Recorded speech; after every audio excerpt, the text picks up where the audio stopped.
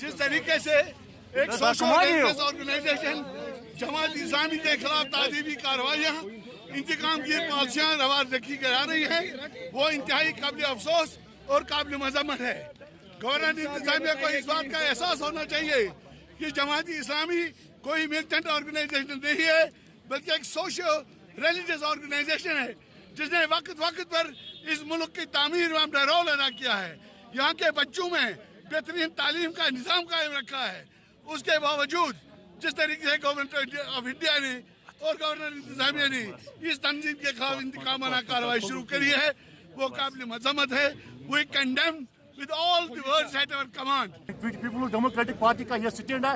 ये जो गवर्नर इंतजामिया और मरकजी सरकार ने जमात इस्लामी पर लगाई पाबंदी, इस पाबंदी को फौरी तौर हटाया जाए। और जो इस वक्त क्रैक डाउन चल रहा है, हर जगह पर रिलीजियस लीडर्स, रिलीजियस स्कॉलर्स को गिरफ्तार किया जा रहा है, उनको उस क्रैक डाउन को फौरी तौर बंद किया जाए और उनको रहा किया जाए।